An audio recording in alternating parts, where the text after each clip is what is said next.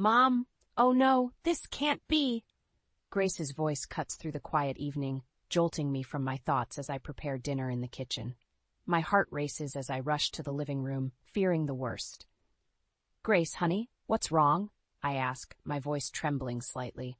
I find my 10-year-old daughter standing by the lamp, her face pale and her eyes wide with fear. There's something weird in the lamp, Mom, she whispers, pointing at the base of the lamp with a shaky finger.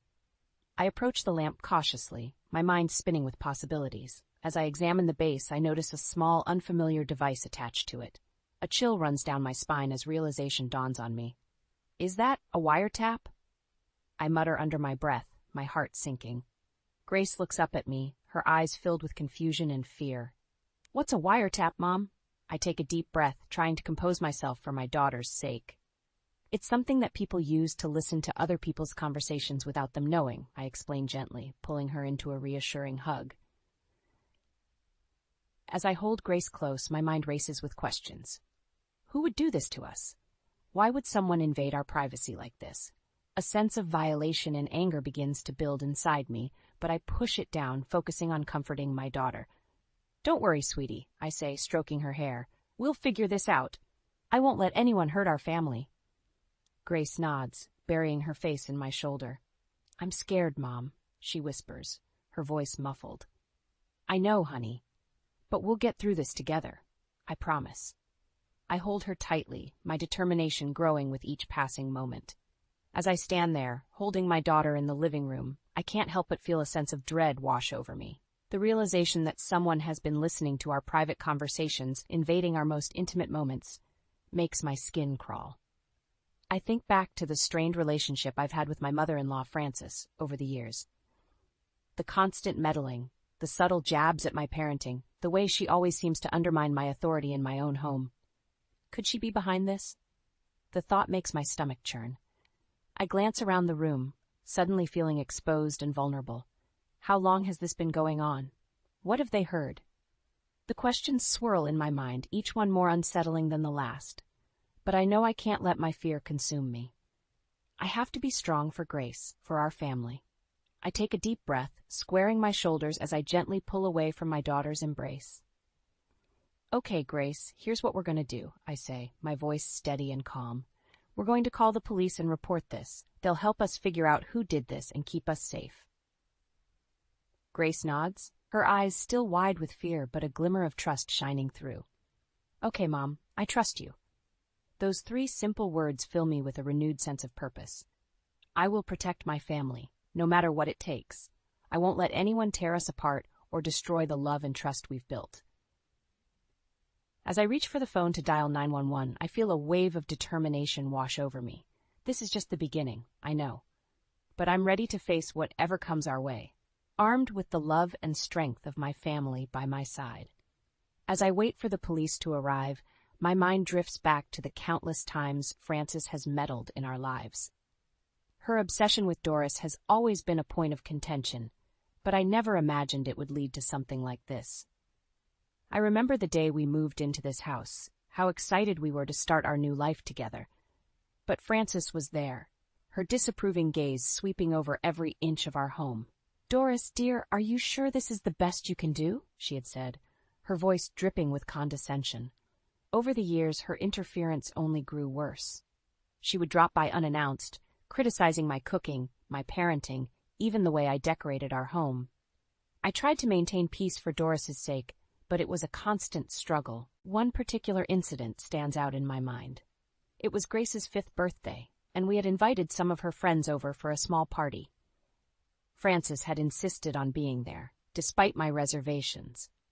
As the children played in the backyard, I overheard Frances talking to one of the other mothers. Beth just doesn't have what it takes to be a proper mother, she said, her voice loud enough for me to hear.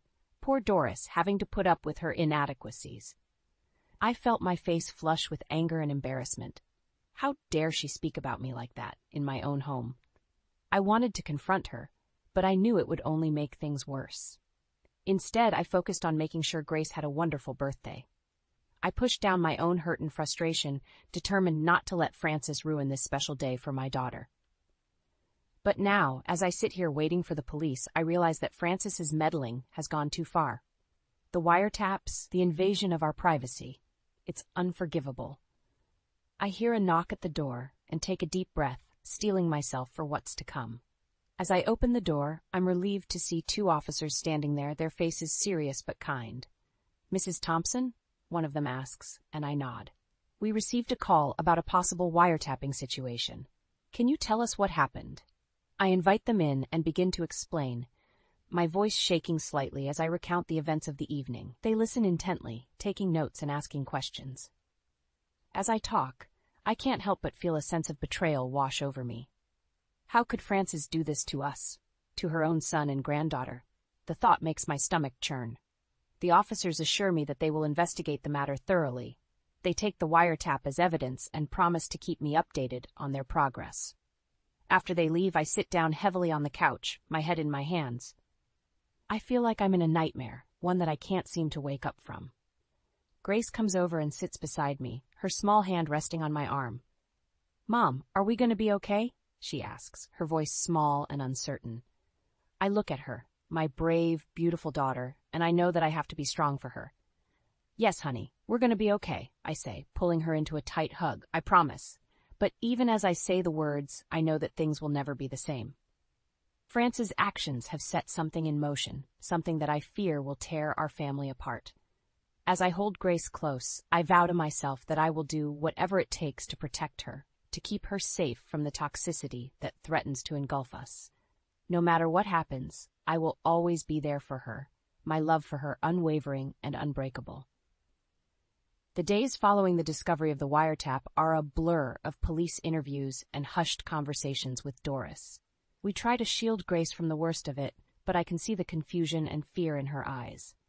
One evening, as we're sitting around the dinner table, Doris clears his throat and looks at me, his expression serious. "Beth, I think we need to talk about my mother." I feel my stomach clench at the mention of Frances. "What about her?" I ask, trying to keep my voice steady. "I think we need to limit our visits to her house for a while," he says, his eyes searching mine for a reaction. "At least until this whole wiretapping situation is resolved." I nod, relief washing over me. "I think that's a good idea," I say, reaching out to take his hand. "We need to focus on our own family right now." Grace looks up from her plate, her brow furrowed. "Does that mean we won't see Grandma anymore?" she asks, her voice small. I exchange a glance with Doris before turning to our daughter. "We'll still see Grandma, sweetie," I say, trying to reassure her. "Just not as often as before." Grace nods, but I can see the uncertainty in her eyes. My heart aches for her, for the innocence that's being stripped away by Frances's actions. The next day, I'm in the kitchen making lunch when the phone rings. I answer it, expecting it to be the police with an update on the investigation. Instead, I hear Frances's voice on the other end of the line. "Beth, dear, how are you?" she asks, her tone saccharine sweet. I feel my jaw clench at the sound of her voice.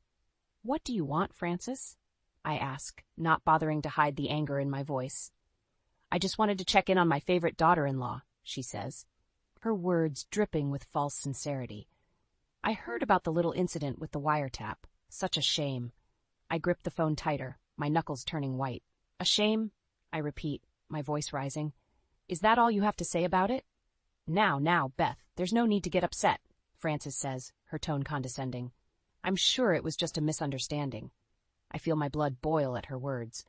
"A misunderstanding?" I say, my voice shaking with anger. "Someone invaded our privacy, Frances. They listened to our conversations, our private moments. And you think it's just a misunderstanding?" There's a pause on the other end of the line. "Beth, dear, you're overreacting," Frances says, her voice cold. "I'm sure whoever did this had their reasons." I can't believe what I'm hearing. "Their reasons?" I repeat, my voice rising to a shout. What possible reason could anyone have for doing something like this? "Perhaps they were concerned about your ability to be a good mother," Frances says, her words like a slap in the face. "Perhaps they wanted to make sure Grace was being properly cared for." I feel like I've been punched in the gut. How dare she question my ability to be a mother? How dare she use my daughter as a weapon against me? "I am a damn good mother, Frances," I say, my voice low and dangerous, "and I will not let you or anyone else tell me otherwise." I hang up the phone before she can respond, my hands shaking with rage. I lean against the counter, taking deep breaths to try and calm myself. Doris comes into the kitchen, his face etched with concern. "Beth, what's wrong?" he asks, coming over to wrap his arms around me. I bury my face in his chest, tears streaming down my cheeks. "Your mother," I say, my voice muffled. She had the nerve to question my ability to be a good mother. I feel Doris stiffen against me. "She what?" he says, his voice low and angry. I pull back to look at him, my eyes red and puffy. "She implied that whoever put the wiretap in our house did it because they were concerned about Grace's well-being," I say, my voice breaking. Doris's face hardens, his jaw clenching. "That's it," he says, his voice firm. "We need to distance ourselves from her, Beth, for our own sanity."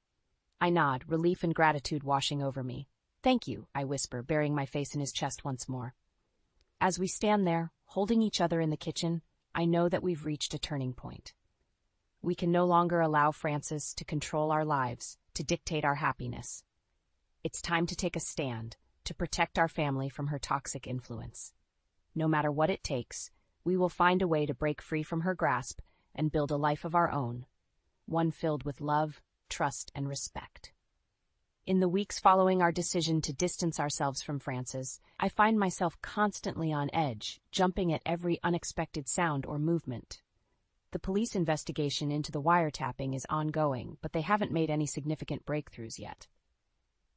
One afternoon, as I'm cleaning the house, I decide to rearrange the furniture in the bedroom. As I'm moving the bed, I notice something strange behind the headboard. My heart races as I reach out and pull out another wiretap, similar to the one we found in the living room.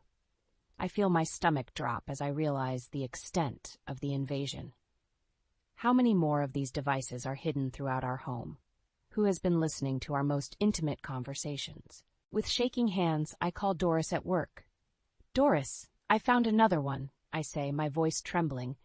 "In our bedroom." There's a pause on the other end of the line. "I'll be right there," he says, his voice tight with anger.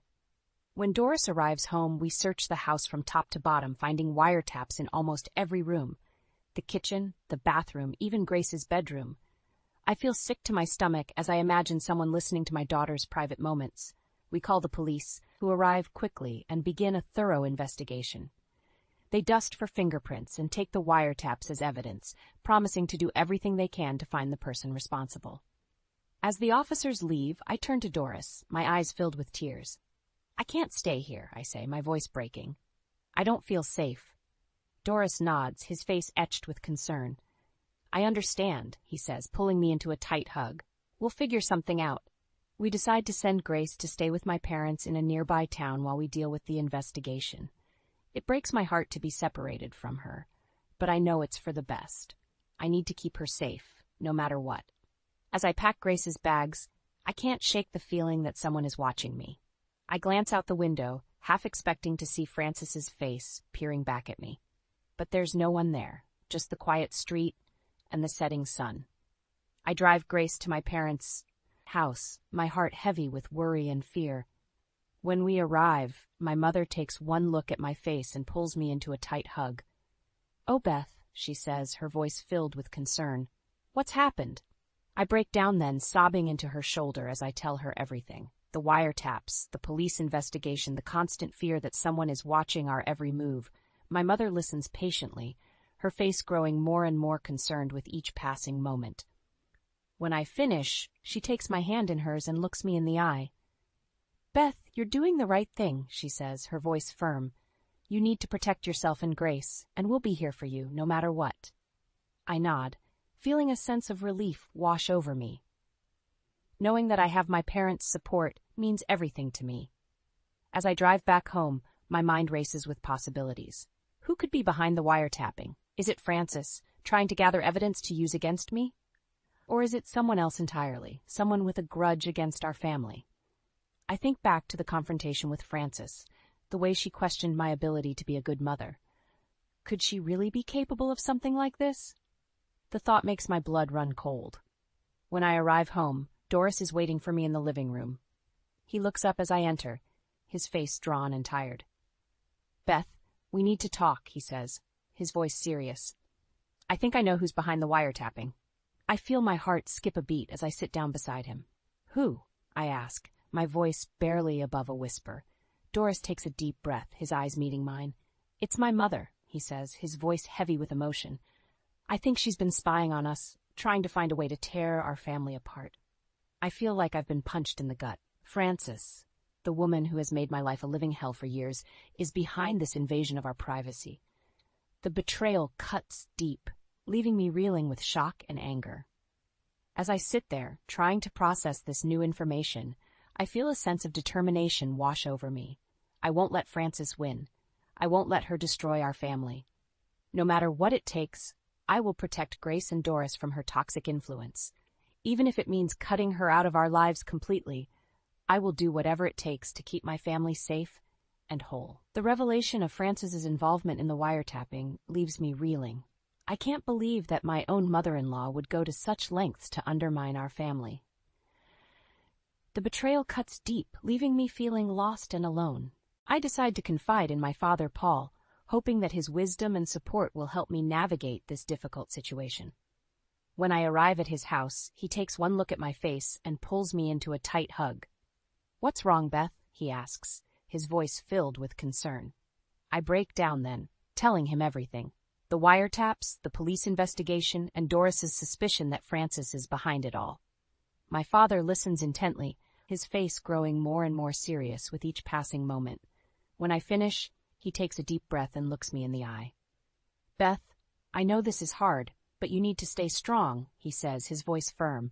"You have to protect yourself and Grace, no matter what." I nod, feeling a sense of determination wash over me. "I know, Dad, but I don't know what to do. I feel like I can't trust anyone anymore." My father takes my hand in his eyes filled with compassion. "You can trust me, Beth. I'll always be here for you, no matter what." We decide to return to my house together, hoping to find some clues that might help us uncover the truth.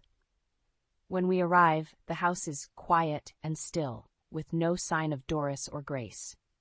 As we make our way through the rooms, I can't shake the feeling that something is off. The air feels heavy with tension, and I find myself jumping at every unexpected sound. Suddenly, I hear a noise coming from the bedroom. My heart races as I push open the door, my father close behind me. There, crouched by the bed, is Doris. He looks up at us, his face pale and his eyes wide with fear. "Doris, what are you doing?" I ask, my voice shaking. He stands up slowly, his hands trembling. "Beth, I can explain," he says, his voice barely above a whisper. I look down at his hands and see that he's holding one of the wiretaps. My stomach drops as I realize what's happening. "Doris, you set this up with your mother?" I ask, my voice rising with anger. He shakes his head frantically.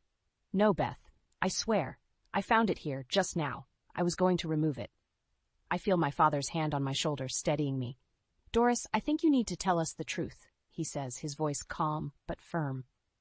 Doris takes a deep breath, his eyes filling with tears. "It was my mother," he says, his voice breaking. "She convinced me that Beth was cheating on me, that she was an unfit mother. She said she had proof." I feel like I've been punched in the gut. "And you believed her?" I ask, my voice barely above a whisper. Doris nods, his face etched with shame. "I'm so sorry, Beth. I never should have doubted you. I let my mother's lies cloud my judgment." I turn away from him, my heart breaking into a million pieces. The betrayal is too much to bear, the pain too deep to ignore. My father steps forward, his face hard with anger. "Doris, I think you need to leave," he says, his voice leaving no room for argument. Doris nods, his shoulders slumping in defeat. "I understand," he says, his voice heavy with regret. "I'll go." As he walks out of the room, I feel a sense of numbness wash over me. I can't believe that the man I loved, the father of my child, could betray me like this. My father pulls me into a tight hug, his voice soft and comforting. "Beth, I know this hurts, but you're not alone. We'll get through this together." I nod, feeling a sense of strength wash over me. I know that the road ahead will be difficult, but with my father by my side, I know I can face anything. As we stand there, holding each other in the quiet of the bedroom, I feel a sense of determination wash over me. I won't let Frances win. I won't let her destroy my family. No matter what it takes, I will protect Grace from her toxic influence. Even if it means leaving Doris behind, I will do whatever it takes to keep my daughter safe and happy.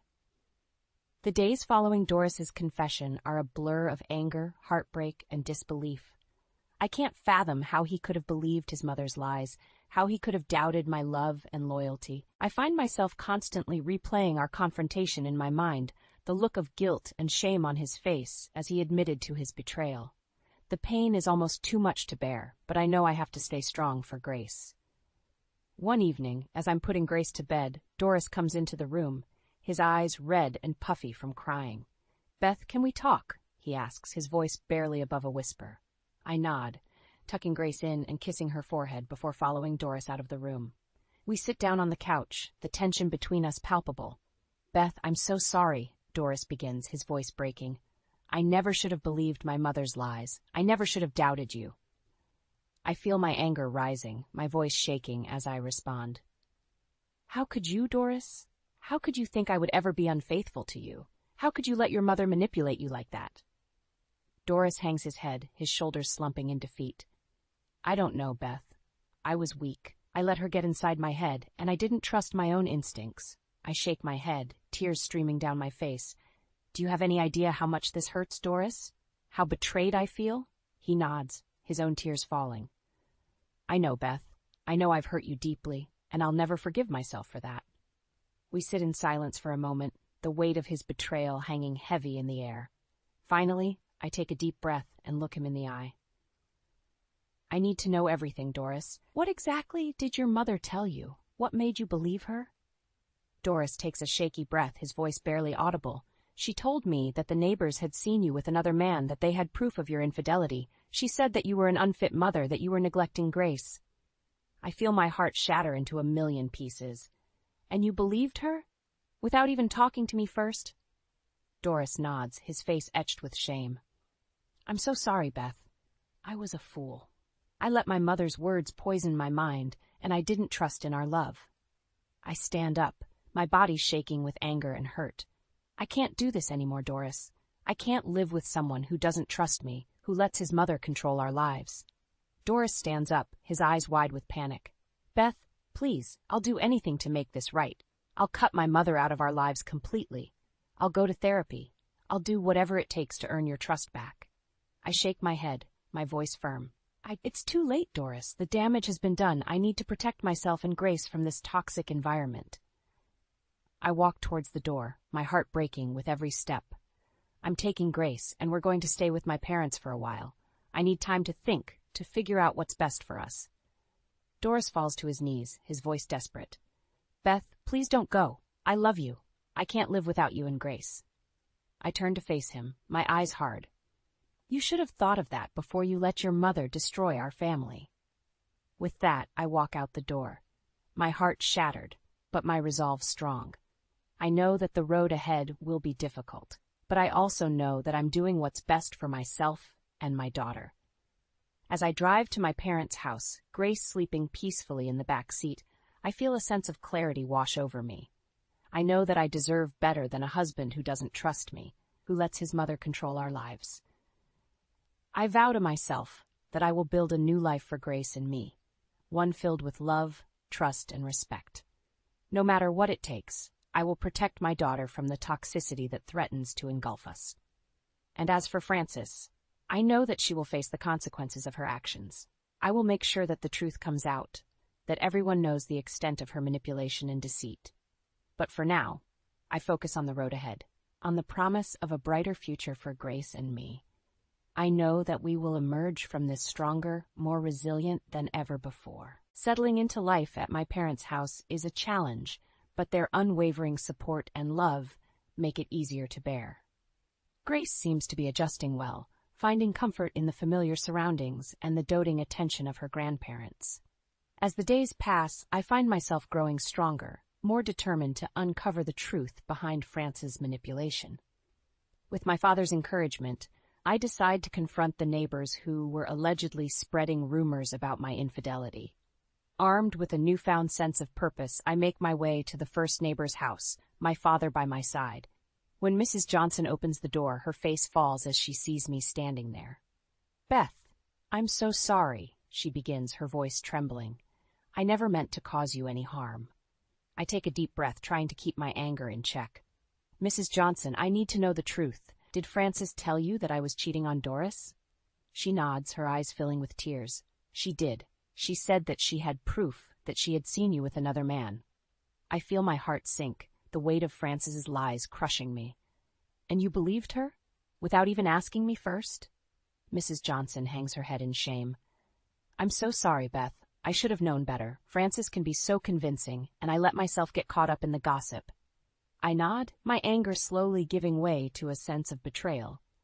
Do you have any idea how much damage your words have caused, how much pain you've inflicted on my family? She shakes her head, tears streaming down her face.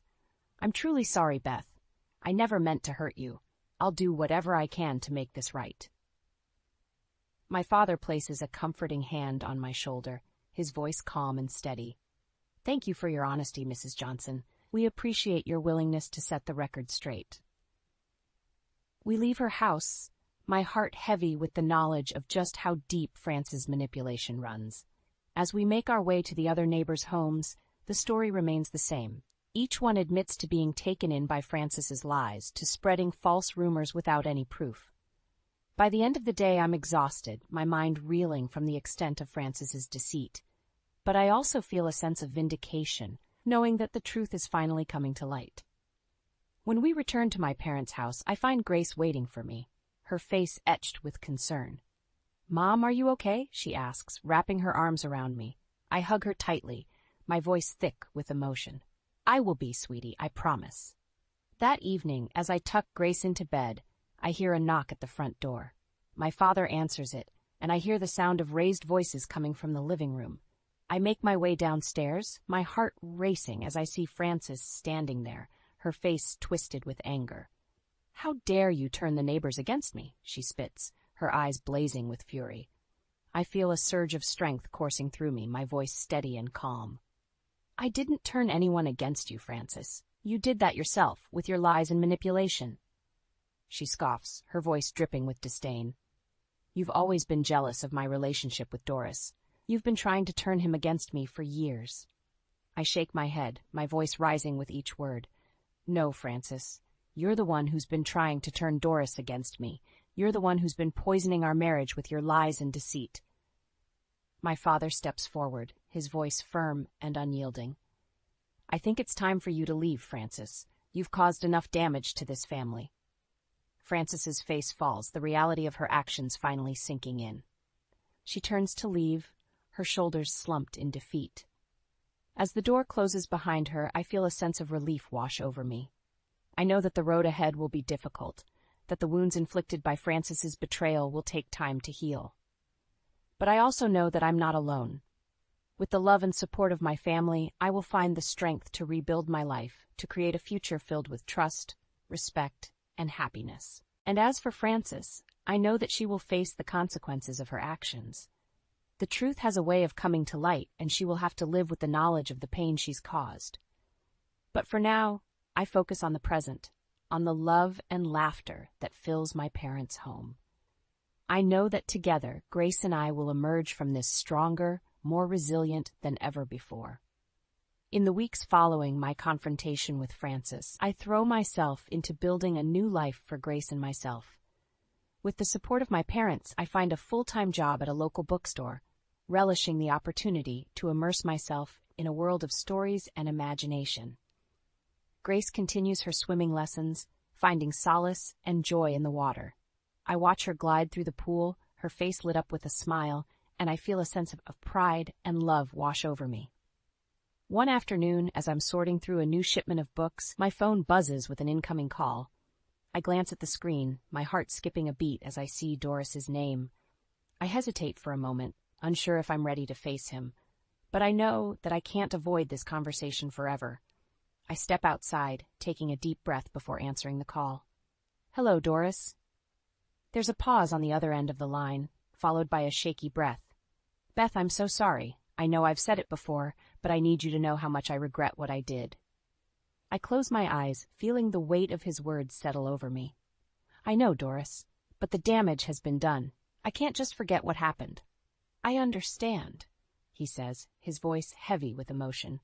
I just wanted to let you know that I've started seeing a therapist. I'm trying to work through my issues to understand why I let my mother's manipulation get to me.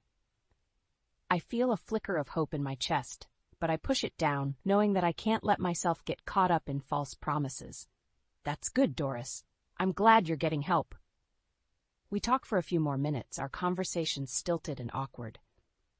When we hang up, I feel a sense of sadness wash over me, knowing that the man I once loved is now a stranger to me. As the days turn into weeks, I find myself settling into a new routine. Grace and I spend our evenings curled up on the couch, reading books and watching movies.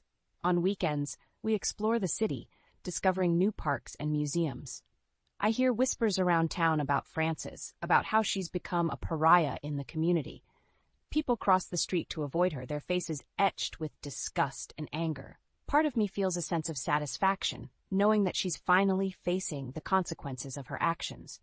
But another part of me feels a twinge of pity, knowing that she's now living a life of isolation and loneliness. One evening, as I'm tucking Grace into bed, she looks up at me with wide, curious eyes. "Mom, do you think Grandma Frances is sorry for what she did?" I pause, considering my words carefully. "I don't know, sweetie. Sometimes people do bad things because they're hurting inside, and they don't know how to deal with their pain." Grace nods, her brow furrowed in thought. "I hope she learns to be a better person." I smile, feeling a surge of love and pride for my wise, compassionate daughter. Me too, Grace. Me too. As I lay in bed that night, I find myself reflecting on the journey that brought me to this moment. The pain and betrayal, the fear and uncertainty, the strength and resilience that I never knew I possessed. I know that the road ahead will be difficult, that there will be challenges and obstacles to overcome. But I also know that I'm not alone, that I have the love and support of my family to guide me through. And as I drift off to sleep, I feel a sense of peace wash over me, knowing that no matter what the future holds, I have the strength and courage to face it head-on. Because I am Beth Thompson, a survivor, a fighter, a woman who refuses to be defined by the actions of others. And I know that with the love of my daughter and the support of my family, I can overcome anything that life throws my way.